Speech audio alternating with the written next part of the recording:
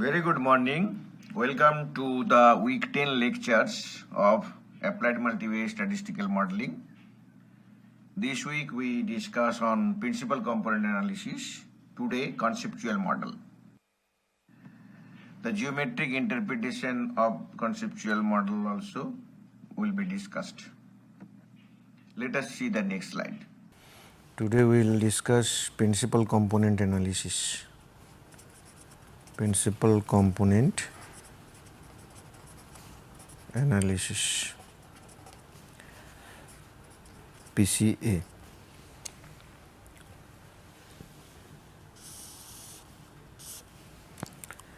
So let us see the content of today's presentation.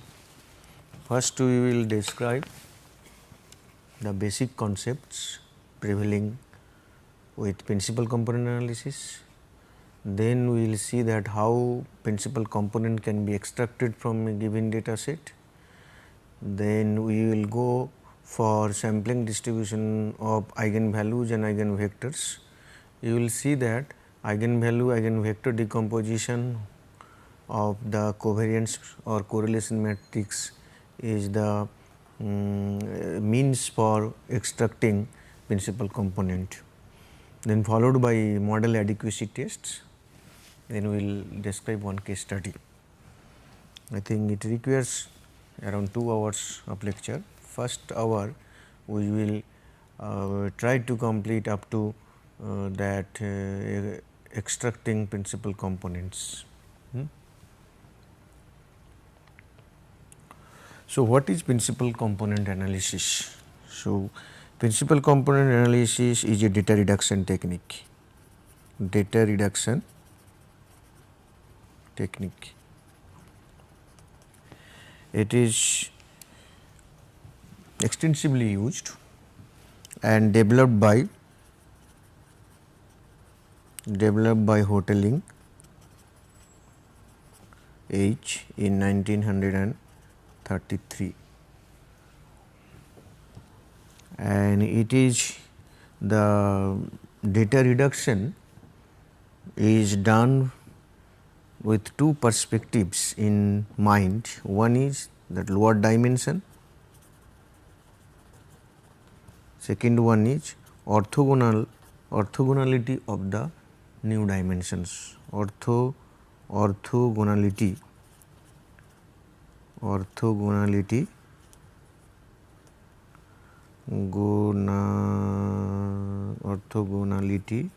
of the new dimensions. Okay. New or transformed dimensions, which are basically PCs, principal component. So, let us now go for a very simple 2-dimensional plot. For example, let our data set is X, which basically composed of n cross 2, that means n measurements on 2 variables. So, like this. So, this one is variable x1 and variable x2, then this one x11, x21. So, like this xn1, then x12, x22, so like this xn2. Okay. If you plot the data here, suppose this axis is x1, this is x2. Now, if you plot the data, let us assume that the data is like this.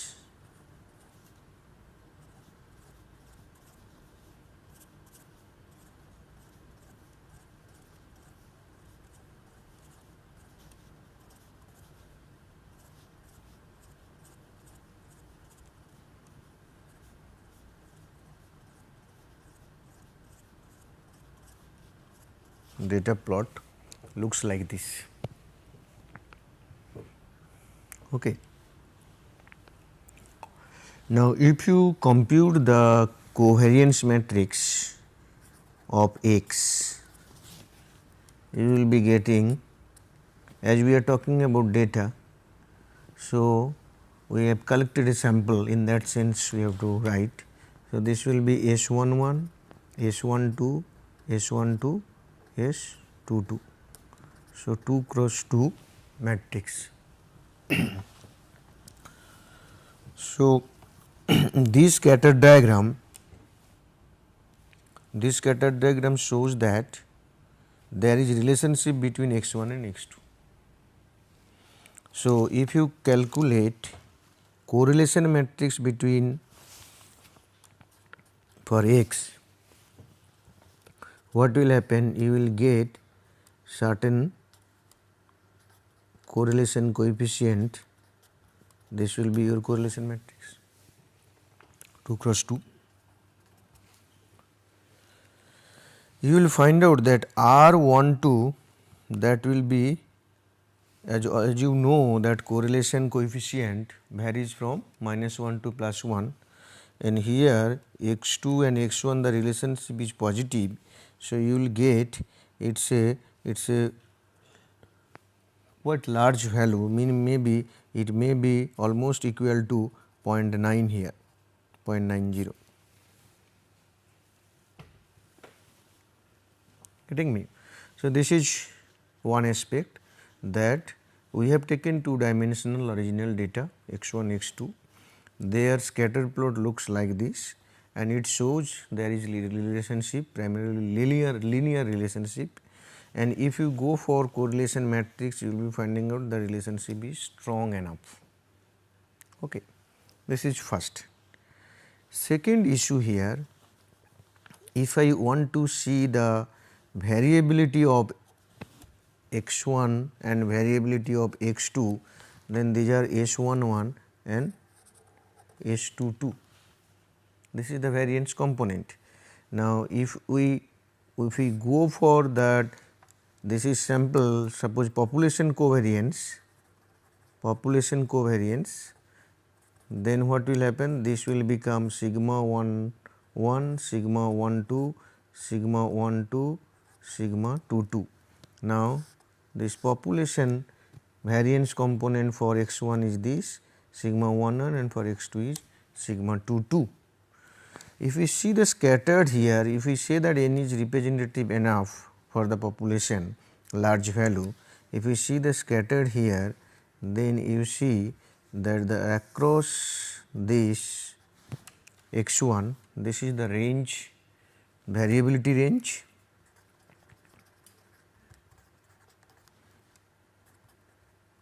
Similarly, if you see across x2, so you will be getting another range, that is variability x2. Okay. So, you see that definitely the x2 and x1 variability are not same, but they are substantial values. That means, if this is my diagram, this is my relationship, then definitely S11 and S12, S11 and S22 for x1 and x2 respectively, this value is high. Correct? Now, let us see that another, okay, the same diagram, let us see that you are rotating this axis x1 and x2 anti-clockwise,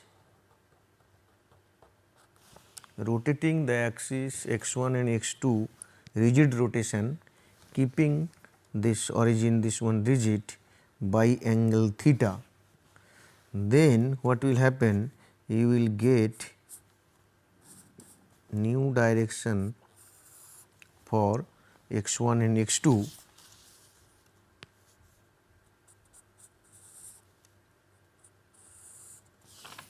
Correct? If I rotate x1 by theta, then x2 also will be rotated by theta.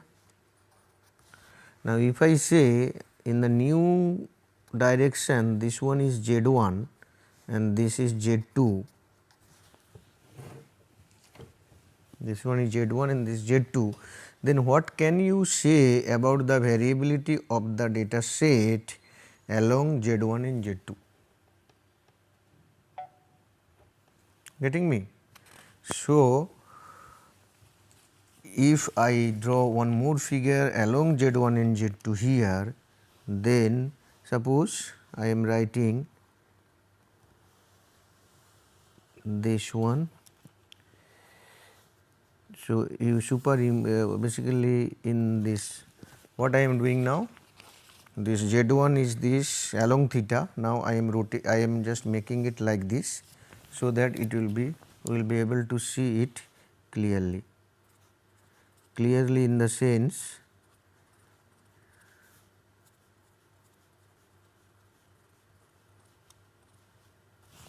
correct.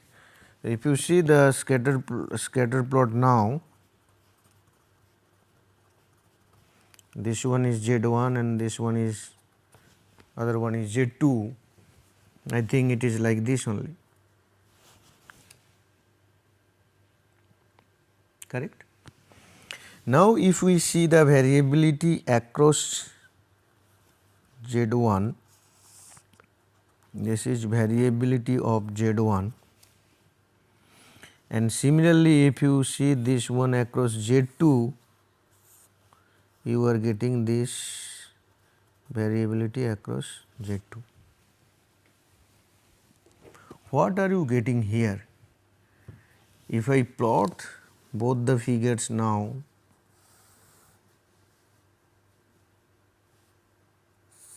here, so basically you got something like this.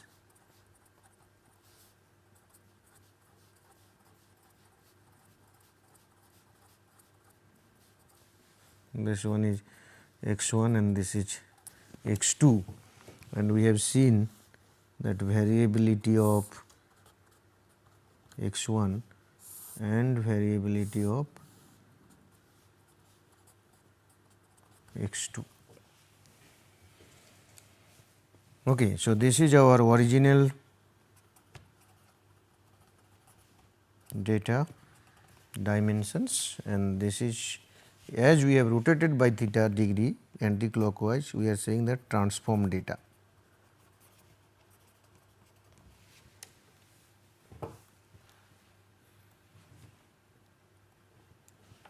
Getting me? Transform data.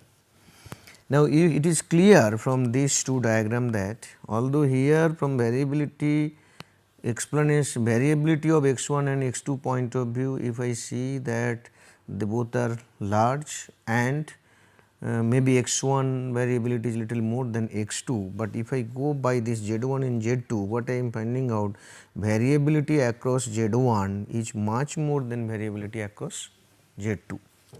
So, what we have got then, variability across z1 is greater than variability also across z2. Second thing is that this is one. Second issue is here that here in x1 and x2 both the variables are correlated, that is why you are getting an ellipse, bivariate ellipse inclined one. That means this, if I see the ellipse here, the major and minor axis of the ellipse are not parallel to x1 and x2. It shows the dependency between x1 and x2. Now, here in the transformed case, what is happening, major axis of the ellipse is across z1, minor is across z2. This shows z1 and z2 are independent. That is what I said, the orthogonal dimension, orthogonal dimension or orthogonality is preserved. Okay. Now, can we do this? Is there any mathematics by which we can transform a correlated structure, data structure into uncorrelated data structure, as well as from correlation, that means to in the reduced dimension. Why reduced dimension? If the variability across Z2 is much less compared to Z1, then what will happen? We can say that the information content across this Z2 dimension is very less. We can ignore this information, we can just capture the information. Here in statistical sense, information is the variability, variance part. So, Z1 alone is sufficient to give us the information what is available in the original data set. If this is the case, I will go for only one dimension, that is Z1. That is what is the reduction. So, principal component analysis will do this, not necessarily for the 2 dimensions, it can be done for p dimensions. By p dimension, what do you mean? That your X data matrix is n cross p. Okay. That means the variable you are considering, X variable is x1, x2, there are p variables, p can be quite large, it may be 50. So, we are now converting, what you are doing, this X is converted to Z. If X is p variable case, p cross 1 vector, Z can be p cross Z also, we can extract, suppose Z is m cross 1 vector. So, m can be less than equal to p, okay, depending on the correlation structure, the matrix we will be using, that rank of the matrix and all those things. Okay. But essentially what we want, basically we want that m should be less than equal to p. If p is very large, m should be as low as possible compared to p. So, that is what is done in principal component analysis. Getting me? So, principal component analysis is a data reduction technique. It transforms the original data matrix or data set into some other dimensions of reduced that components, and it preserves the orthogonality of the components. So, as a result, what will happen? What are the advantage you will be getting from here? Advantage is, suppose we want to do a prediction model using multiple regression, and my x variable, these are all IVs, independent variables. If IVs are correlated, then that ultimately leads to multicollinearity problem. Multicollinearity issues are there.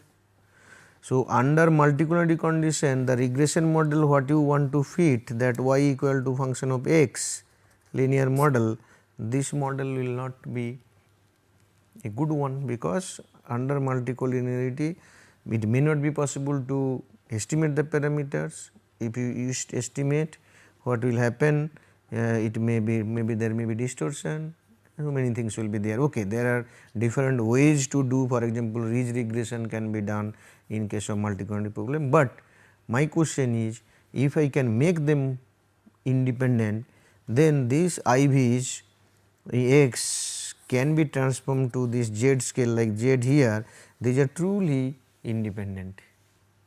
So, now you can fit a model using f z. Getting me? So, these are the advantages. Now, what is the principle, basically how these things, that data reduction here or the orthogonal reduction, that is dimension, orthogonality of dimension is maintained and data is reduced to lower dimension, what is the method? We will go by the 2 by 2 matrix case for S. So, the same 2 dimensional case. So, if I see this, okay. So, you have seen that we got a ellipse like this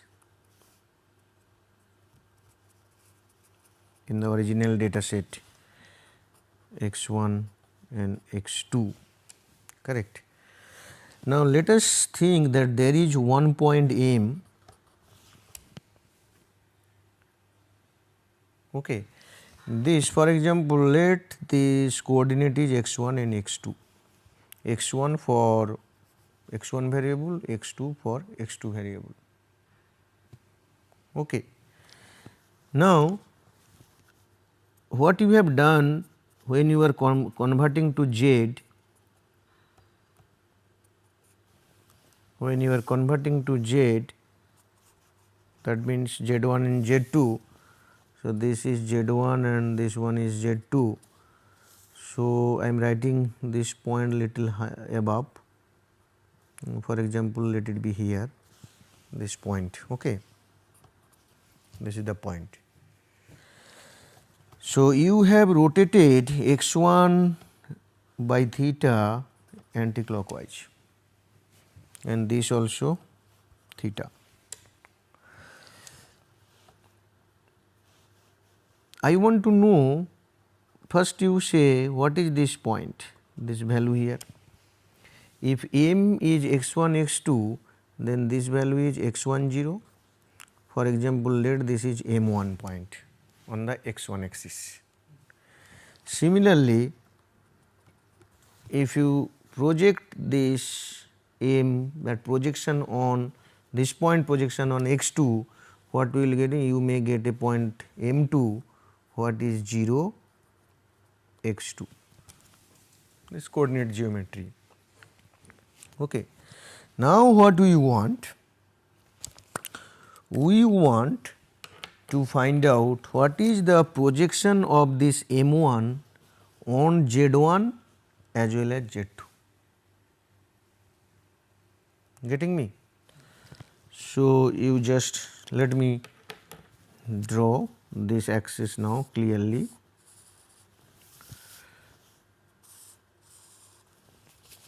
What you want here?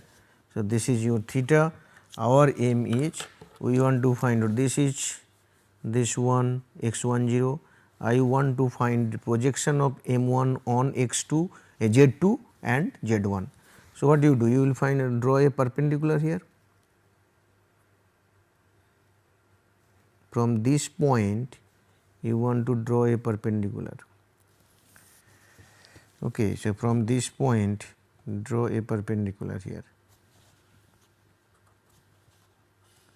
Similarly, you want also from this point you want to draw a perpendicular line here and perpendicular line here. What you are doing now? That x1 component is projected on z1 as well as z2, x2 component is projected on z1 and z2.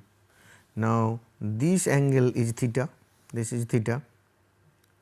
If this one is theta and your this also theta, so this will be theta. So, ultimately what you will find out that the projection of m1 on x1 will be x1 cos theta. Okay. So, if I write z1 here, there are two projections, one is from x1 cos theta. Similarly, there will be another projection that is a plus x2 sin theta, x1 cos theta plus x2 sin theta. Okay. So, similarly, in the z2 axis what will happen, that minus x1 sin theta plus x2 cos theta, simple trigonometry. So, you will be able to find it, only just know the theta. Once you know the theta, you know the triangle and project it. Okay.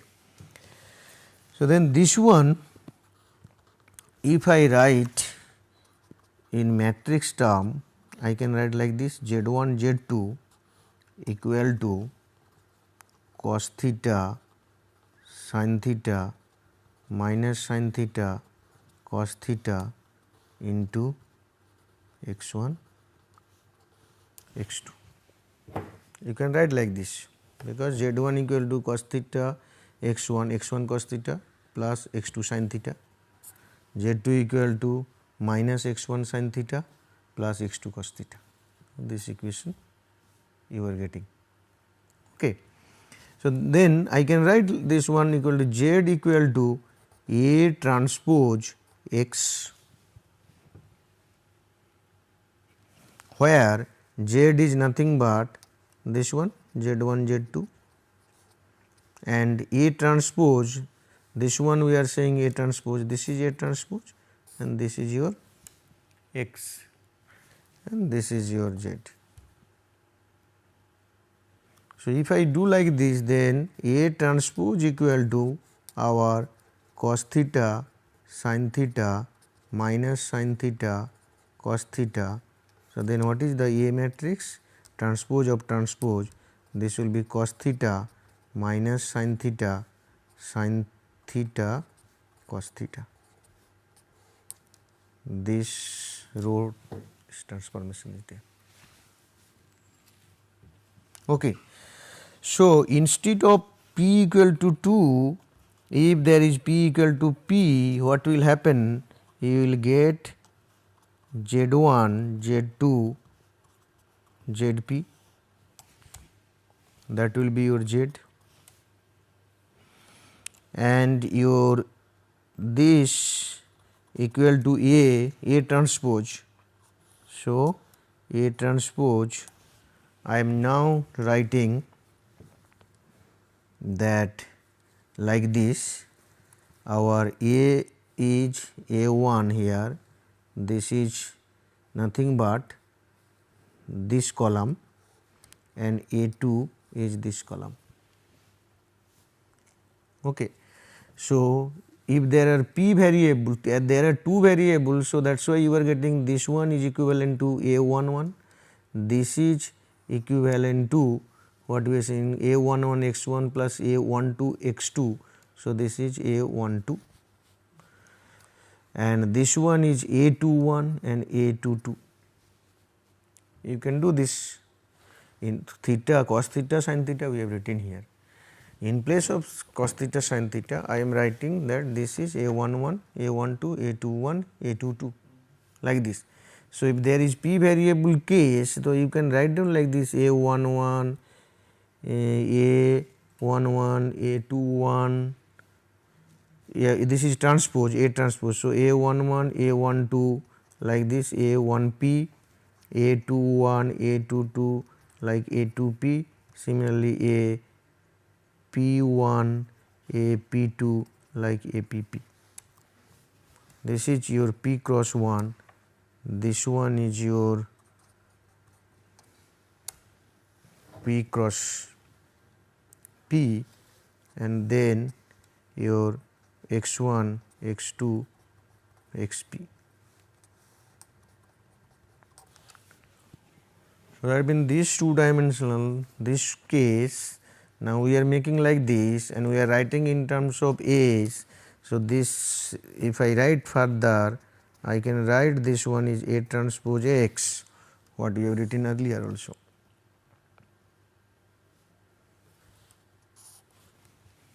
Okay. Then what we want to see that how this, that we say that it will be orthogonal transformation. So, how this orthogonality is maintained here with this two dimension case we want to see. What we have written for the two dimension case, A equal to our cos theta sin theta minus sin theta cos theta, that we are saying we can write like this A1 and A2. Getting me? Now, then what is your A1? A1 is cos theta sin theta. Now, if I want to know what is A1 transpose A1, what will be the value here? Cos theta sin theta into cos theta sin theta will be cos square theta plus sin square theta will be 1. Getting me? So, similarly, you will be getting A2 transpose A2 equal to 1.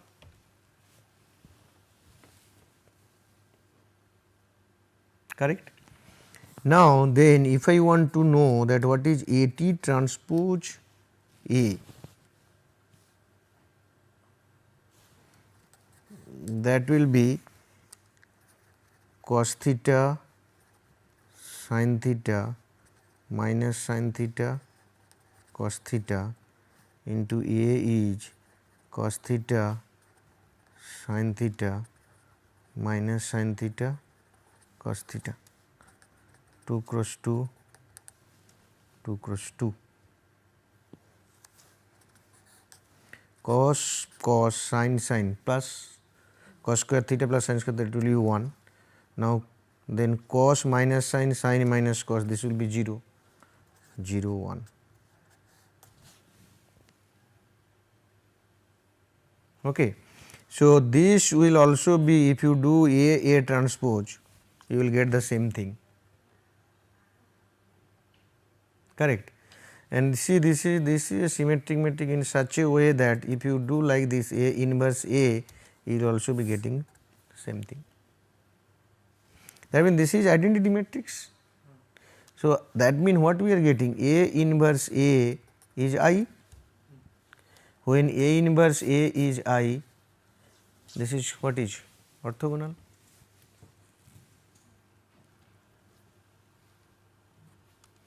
That off diagonal elements are 0. So you are getting orthogonal transformation.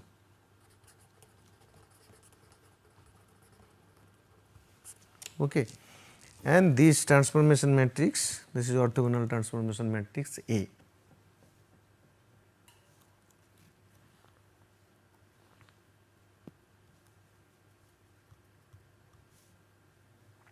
Okay. Now what we will do, I will show you one slide here. You see that there are p variable for x and you can extract p principal components z1, z2 to zp, and the equation will be like this. What we have seen then, what I mean to say, if you just see this our earlier development, that I think I told you here, z1 equal to a11 x1 plus a12 x2 plus a13 x3. So like this you will be getting. So what you will be getting, z1 equal to a1 transpose x, which is a11 x1 a12 x2 dot a1p xp. Similarly z2 a2 transpose x 21 x1 a22 x2 like a2p xp. So if you write down here zk or zj, you write, let it be zj, then aj transpose x aj1 x1 aj2 x2 dot ajp xp. So following, if you go up to the last principal component that may be possible to get, that is AP transpose x, which is a p1 x1 a p2 x2 like a pp xp.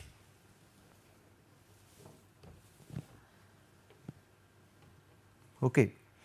And we said that we want orthogonal transformation. So when you are reducing the dimension, the principal components are we want this type of aj transpose A equal to 1, that is one thing.